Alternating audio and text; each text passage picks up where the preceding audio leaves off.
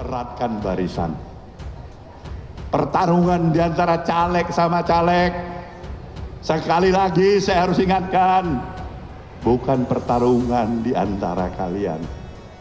Kalian bertarung dengan caleg lain. Ingat pesan saya. Biarpun kalian terpilih, tapi saya tahu tidak menjalankan etika berkompetisi secara harmoni di antara kita, dia tidak dapat kepercayaan dari saya sebagai ketua umum. Partai Nasdem yang telah mencapreskan Anies Baswedan dan akhirnya menjadikan bukti bahwa Partai Nasdem nggak punya calon yang potensial dan berkualitas. Kelihatan banget. Kader-kader partai nggak ada yang pantas jadi calon presiden.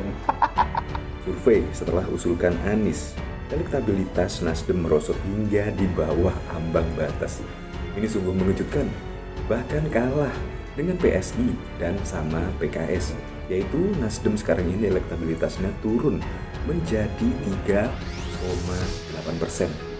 Bahkan PSI saja meraih 5 sekian persen. Tentunya kehadiran Anies di Partai Nasdem ini bukannya membuat Nasdem semakin bersinar, malah semakin anjlok. Pak Anies Baswedan tidak layak menjadi pemimpin bangsa Indonesia. Saya tegaskan bahwa sosok-sosok politikus seperti ini tidak boleh menjadi pemimpin bangsa. Jangankan pemimpin bangsa, menjadi gubernur atau bupati saja juga menurut saya enggak layak.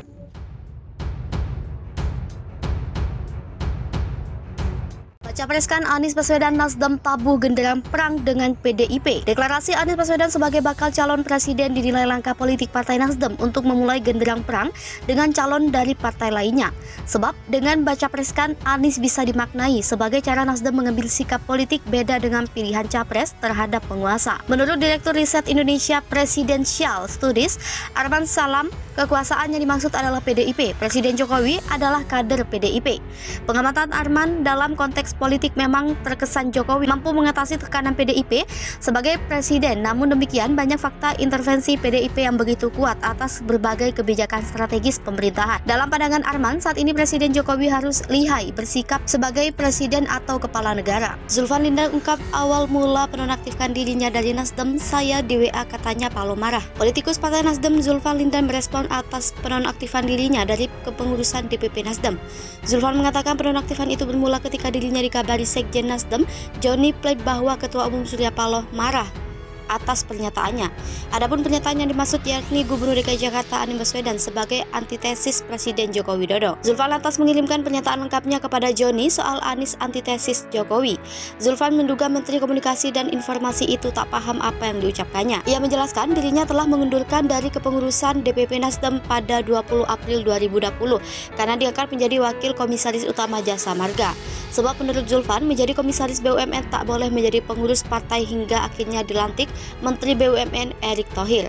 Saat itu, kata dia, surat pengunduran diri tersebut ditandatangani Joni sebagai Sekjen dan Ahmad Ali sebagai Wakil Ketua Umum Nasdem. Lebih lanjut, Zulfan memprotes ketika isi surat penonaktifan tersebut memintanya untuk tak boleh berbicara mengatasnamakan fungsionaris partai. Dianggap bikin gaduh. Diketahui Ketua Umum Partai Nasional Demokrat Surya Paloh menonaktifkan elit partainya Zulfan Lindan. Hal ini dikarenakan Zulfan Lindan beberapa waktu terakhir dianggap Partai Nasdem berkali-kali membuat pernyataan ke media massa yang tidak produktif dan dianggap bikin gaduh. Atas hal ini, DPP Partai Nasdem memberikan peringatan keras kepada Zulfan Lindan dengan menonaktifkannya dari kepengurusan DPP Partai Nasdem. Zulfan Lindan juga dilarang memberikan pernyataan di media massa dan media sosial atas nama fungsional Partai Nasdem. Surya Paloh juga menyebutkan dinamika politik Indonesia sedang mengalami peningkatan berbagai gerak politik. Nasdem sejak awal mendeklarasikan diri sebagai partai gagasan atau partai yang ingin berjuang untuk melakukan perubahan dalam kehidupan berbangsa dan bernegara. Sehingga jelas Surya, Nasdem memiliki tanggung jawab moral dan praksis agar masyarakat Indonesia mendapatkan pendidikan dan informasi politik yang mencerahkan dan memberi pemahaman yang baik. Anies antitesis Jokowi. Sebelumnya Zulfan sempat mengatakan sosok Gubernur DKI Jakarta Anies Baswedan merupakan antitesis atau pertentangan yang cocok dari Presiden Joko Widodo. Hal tersebut dikatakan oleh Zulfan sebagai satu dari antara banyak alasan kenapa Partai Nasdem mendeklarasikan Anies sebagai calon presiden pada pemilu 2024. Ia juga menegaskan Nasdem telah mengkaji hal ini melalui pendekatan dialektika filsafat. Lebih lanjut, Zulfan menegaskan sosok yang ia sebut antitesis ini hanya ada pada figur Anies, sedangkan Gubernur Jawa Tengah Ganjar Pranowo dan Ketua Umum DPP Partai Gerindra Prabowo Subianto yang juga digadang-gadang maju Pilpres tidak memiliki antitesis tersebut. Nasdem Demokrat defisit 2 kursi, Anies Baswedan AHY mati langkah di Pilpres. Anies Baswedan Agus Harimurti Yudhoyono bakal mati langkah di Pilpres 2024.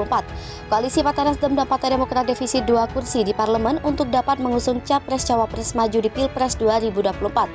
Partai Keadilan Sejahtera yang diharapkan gabung ke koalisi ini masih berpikir 2 kali. Bahkan muncul spekulasi PKS gabung Koalisi Indonesia Bersatu untuk Pilpres 2024. Potensi 3 poros pada Pilpres 2024 yakni Poros 1, PDIP 128 kursi, Poros 2, Koalisi Gerindra PKB, Gerindra 78 kursi, PKB 58 kursi, total 136 kursi, Poros 3, Koalisi Indonesia Bersatu, Golkar 85 kursi, PKS 50 kursi, PAN 44 kursi, PPP 19 kursi, total 198 kursi. 3 semester lagi Pilpres 2024, eskalasi politik Capres-Cawapres kian memanas. Sorotan publik ke Partai Nasdem yang mendeklarasikan Gubernur DKI Jakarta Anies Baswedan sebagai calon presiden. Ketua Dewan Pembina Laskar Ganjar Puan Muhtar Muhammad menilai langkah Nasdem yang telah mendeklarasikan Capres 2024 penuh dengan resiko. Alasannya, kata dia, pertama seharusnya partai politik bicara tiket Capres melalui koalisi partai politik baru, kemudian mengusung Capres atau Cawapres seperti yang dilakukan PDI Perjuangan, KIB, dan koalisi Gerindra PKB. Kedua, saat ini Nasdem mempunyai 59 kursi legislatif dan telah mencalonkan Anies Baswedan sebagai capresnya. Sedangkan untuk memenuhi presidensial threshold butuh 115 kursi atau 20% kursi di DPR RI. Alasan ketiga, kata dia, Nasdem dan Demokrat masih butuh satu partai untuk melengkapi presidensial threshold 115 kursi dan mengarah ke PKS untuk melengkapinya. Alasan keempat menurut Muhtar, Pilpres 2024 kali dilaksanakan bersamaan dengan pemilu legislatif 2024 pada 14 Februari 2024. Semua konsultan politik membenarkan faktor efek ekor jas, Capres atau Cawapres akan dominan mempengaruhi perolehan kursi di Pileg atau kursi di DPRD atau DPRD. Kelima, bisa untuk PKS ini mengarah untuk bergabung dengan Koalisi Indonesia Bersatu atau KIB dengan kalkulasi suara Golkar 85 kursi, PAN 44 kursi, PPP 19 kursi, dan PKS 50 kursi sehingga total 198 kursi. 6, kata Muhtar, langkah pemerintah Jokowi jika melakukan reshuffle kabinet dari 3 Nasdem yakni Menteri Pertanian, Menteri Kominfo, dan Menteri Kehutanan LH, maka informasi kabinet bisa saja memberikan warna baru. Dia mencontohkan PAN bisa mendapatkan tambahan jatah menteri di kabinet. Selain Menteri Perdagangan, maka PAN bisa ditambah jatah Menteri Kehutanan LH, atau PPP selain Menteri Bappenas ditambah Menteri Agama. Dari peta politik tersebut, Muhtar Muhammad berpendapat dinamika konfigurasi politik bisa 3 poros. Dengan demikian, kata Muhtar, Nasdem dan Demokrat berpotensi jadi penonton di Pilpres 2024.